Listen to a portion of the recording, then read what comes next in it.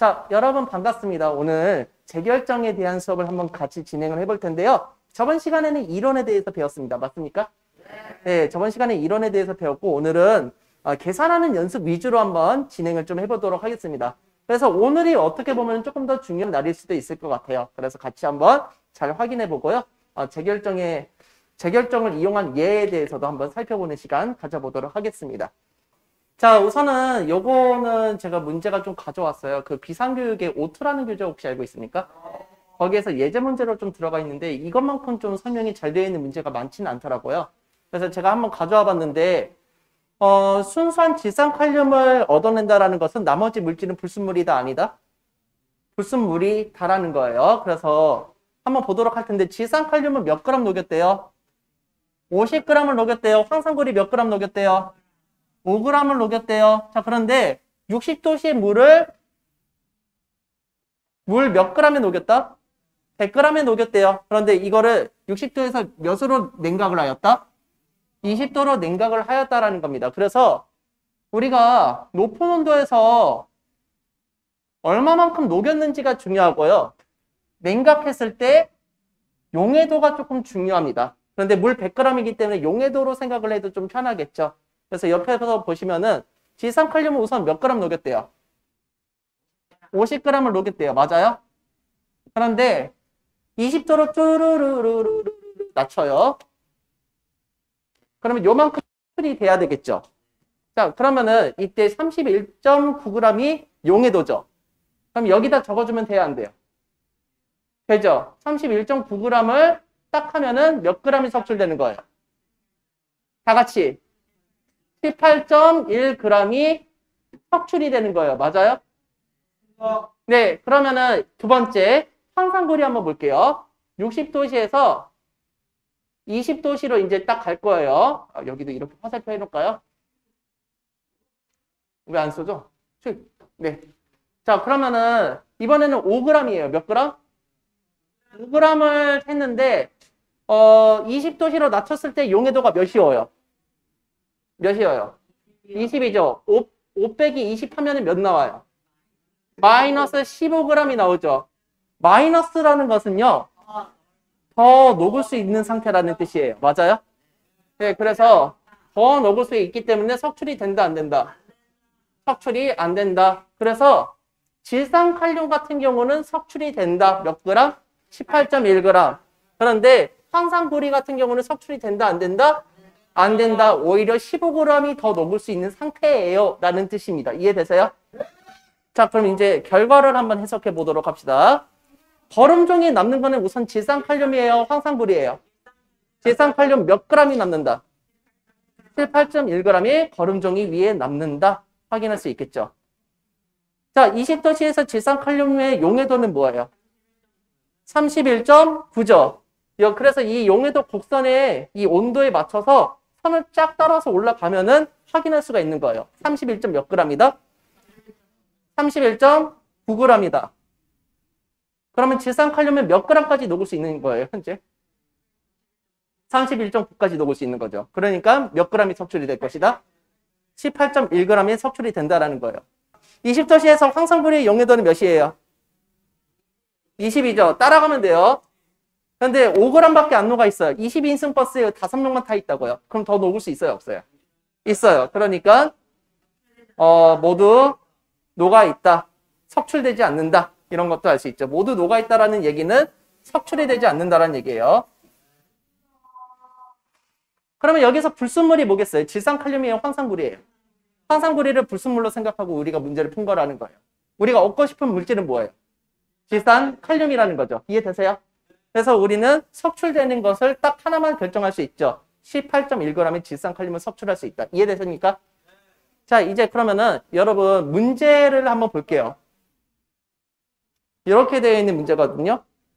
우리 유튜브 친구들은 제가 이거 올릴게요. 유튜브 드라이브에. 네, 그래서 한번 보시고 여기 왼쪽 부분 이쪽이 오른손인가? 오른쪽 부분을 보시면 용해도가 있어요. 뭐가 있다? 용해도를 이용해서 문제를 푸시면 되는 거고 첫 번째 제가 색깔을 3가지를 사용했어요. 그러니까 여러분이 봐야 되는 키포인트는 세 가지예요. 첫 번째, 용매의 양이 얼마나 되는지를 먼저 봐야 돼요. 그 다음에 용질 A가 얼마나 있는지 봐야 되고 용질 B가 얼마나 있는지 봐야 됩니다. 자, 제가 3분 정도 드릴 테니까 여러분도 한번 풀어보시고요. 유튜브 친구들도 한번 3분 정도 시간 들여서 풀어보도록 하세요. 네, 시작하시죠. 어렵진 않죠? 잘했네요. 네. 용질 A의 석출량은 A랑 B 중에서 어떤 게 석출됐는지를 적어주는 것도 좋을 것 같아요. 네. 그렇게 보통 문제가 안 나와요. 안 그러면은 불순물을 분리를 할 수가 없기 때문에 재결정을 하는데 이유가 없겠죠. 그러면 더 많은 물에 희석을 시켜서 재결정을 하든지 아니면은 그러니까 용질 B를 어떻게 해서든 안 나오게끔 하는 게 목적이에요. 네. 네. 네. 안 녹이면은 그러니까 두 가루가 섞여 있다고요. 섞여 있는 거를 분리를 하는 게 목적인 거예요. 자, 우선은 시작해 볼게요. 자, 베이베들 앞에 보세요. 집중. 자, 우선 용매 100g이니까 저쪽에 있는 용해도 값을 그대로 갖다 써도 된다는 얘기예요. 맞아요? 자, 그래서 용해도의 정의가 뭐예요?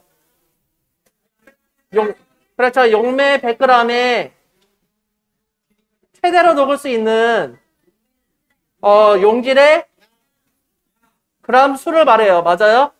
네, 그래서 이거를 그리고 우리가 용해도라고 하기 때문에 지금 용매 100g이기 때문에 똑같이 갖다 쓰면 되는 거예요. 자, 우선은 120g을 모두 녹였대요. 용질 A는요. 그럼 120을 여기다 그대로 갖다 쓰시면 되는 거예요. 이해되세요? 자, 그다음에 20도씨로 낮춰버렸대요. 낮췄을 때 최대의 용해도를 이제 계산하시면 되는데 용해도가 몇이래요? 30이래요. 자, 120 빼기 30 하면은 몇 그램 나와요? 90g이 나오죠. 자, 90g에 용질 A가 석출이 된다, 안 된다? A가 석출된다. 그래서 플러스 값이 나오면은 석출이 되는 겁니다. 이해되세요? 자, 그런데 B를 볼게요. B는 몇 그램 녹았대요? 5g을 녹였대요. 자, 그런데 용질 B의 용해도를 볼게요. 몇을 빼줘야 돼요? 20도씨일 때는 40을 빼주면 되는 거예요. 몇 빼준다? 40. 네, 그러면은 마이너스 35가 되는 거죠. 그러면은 용질 B는 석출이 된다, 안 된다? B는 석출이 되지 않아요. 자, 그래서 마이너스는 녹아 있다라는 뜻이, 더 녹을 수 있다는 뜻이에요. 뭐라고요? 더 녹을 수 있다. 기억을 해두시고요. 네. 자, 그러면은 이번엔 수치만, 스텝 1인데 수치만 살짝 바꿔볼게요. 용질 A는 지금 제가 포화용액이라고 가정하고 지금 계산을 거거든요. 자, 이번에는 수치를 살짝만 바꿔볼게요. 자, 이거는 포화용액이에요? 불포화용액이에요? 불포화용액이죠. 불포화용액이어도 모두 녹으면은 자, 80g이에요. 80g. 근데 여기서 몇을 빼야 돼요? 30을 빼야 되죠. 그러면 몇 g이 석출이 되는 거예요? 50g이 석출되죠. 자, B 볼게요. B 같은 경우는 어때요? 똑같이 5g인데 몇 g을 빼줘야 돼요? 40g을 빼주니까 마이너스 35g이에요. 석출이 돼야 안 돼요? 안 됩니다. 그래서 꼭 포화용액만큼 녹이는 게 아니에요. 불포화용액만큼 녹여도 되는 거예요. 대신에 온도를 낮췄을 때 과포화용액 위치에 가게끔만 용질을 넣어주면 되는 거예요. 이해되세요? 네, 좋아요. 그러면 이제 스텝 2를 풀어보십시오. 네, 합시다. 여러분 문제를 너무 잘 푼 것 같아요. 한번 같이 한번 보도록 하겠습니다. 자, 용질 A를 포화용액으로 만들었대요. 자, 용액의 정의가 뭐였어요? 용질 더하기 용매죠. 자, 그런데 포화용액이라는 것은 뭐예요? 그렇죠. 용질을 최대로 녹인 것, 용해도만큼 녹인 것 이렇게 볼 수가 있겠죠. 용매를 여기서 몇 그램 썼대요? 몇 그램?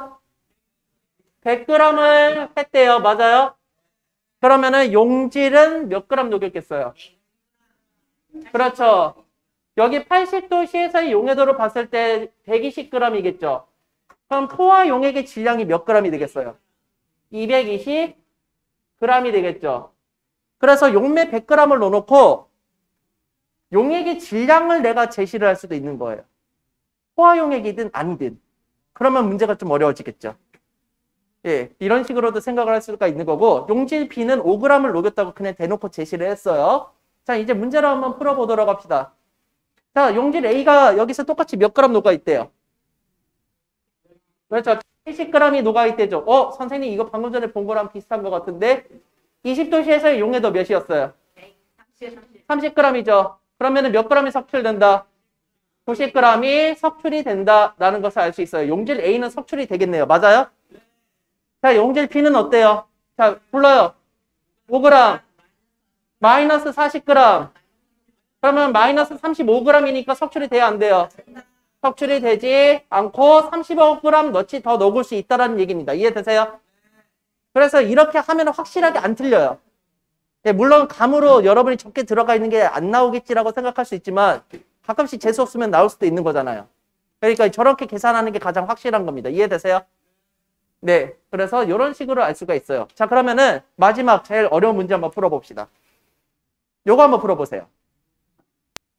이거를 풀 줄 알면은 이제 웬만한 문제는 용해도는 다 푸는 겁니다. 용해도가 들어가는 거예요. 네. 용해도의 개념이 석출에 대한 개념이 들어갈 수밖에 없는 거예요. 그래서 이게 별 한 난이도 한 4.5에서 5 정도 됩니다. 오늘 이제 용해도 곡선을 이용하겠죠. 이해되죠?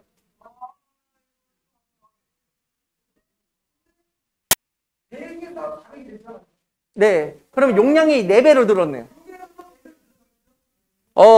그렇죠. 용해도가 4배가 는다기보다는 100g당 용해도니까 가루를 더 녹일 수 있다라는 표현이 조금 더 정확할 것 같아요. 자, 한번 문제 풀어봅시다. 자, 집중. 앞에 보시면은 이제 용량이 무려 4배가 늘었어요. 400g이죠? 자, 용매랑 용질을 비교해 볼 건데, 용매 100g에 용질 A는 몇 g이 녹을 수 있대요? 그렇죠. 120g이 녹을 수 있대죠. 그러면은, 자, 400g에서는 얼마나 녹을 수 있다는 거예요?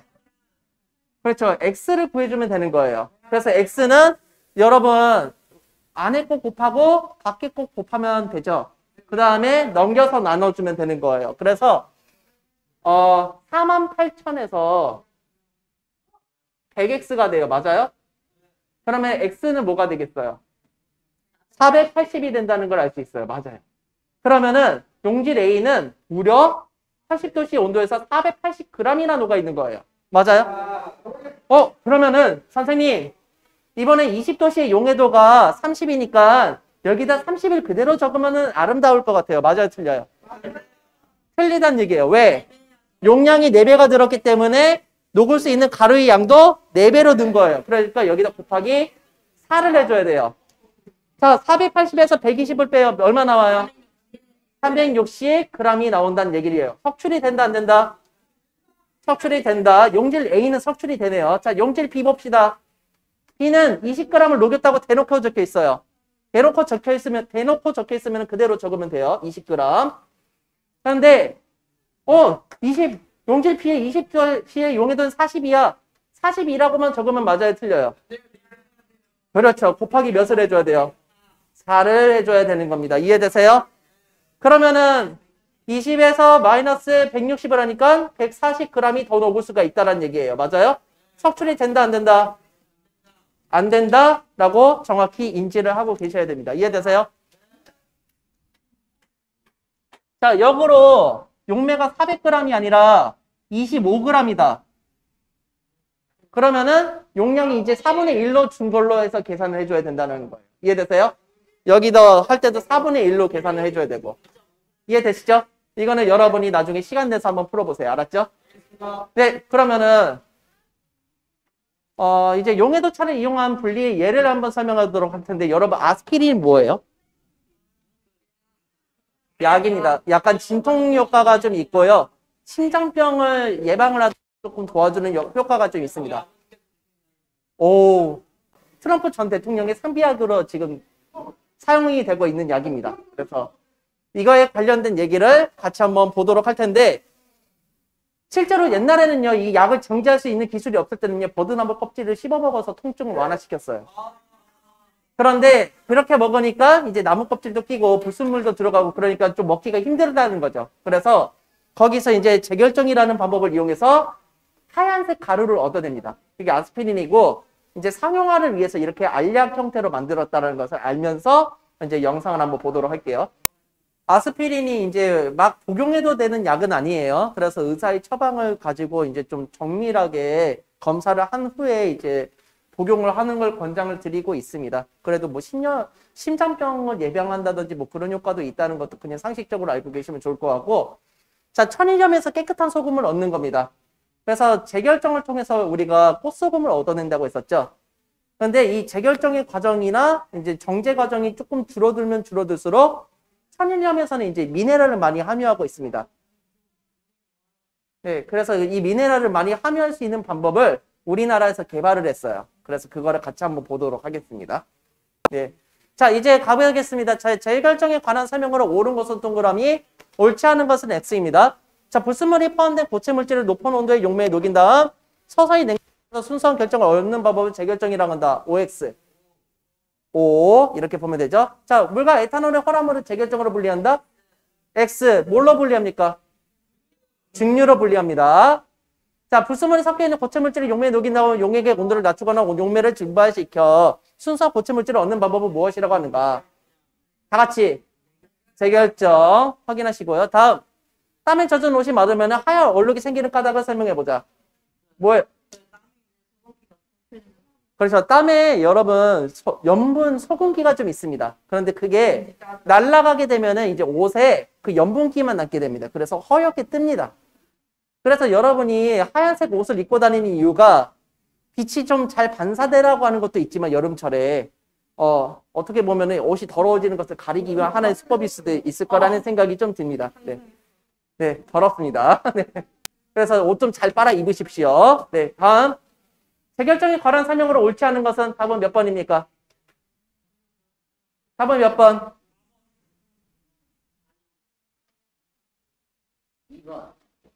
답은 몇 번? 2번이요. 2번이죠. 용해도 차가 작을수록이 아니라 클수록이죠. 맞아요? 네, 이렇게 보아야 되겠습니다. 자, 다음 시간에는 이제 크로마토그래피에 대해서 배울 겁니다. 그래서 이걸로 미술의 예술작품을 만들기도 하고요. 범인을 색출하는데도 이제 이 크로마토그래피를 활용하기도 합니다. 그리고 성분 분석하는데도 크로마토그래피를 활용하는데 그러한 내용들 다음 이 시간부터 배워보도록 하겠습니다. 여러분 오늘 너무 고생 많았고요. 행복한 하루 되시기 바랍니다. 성박.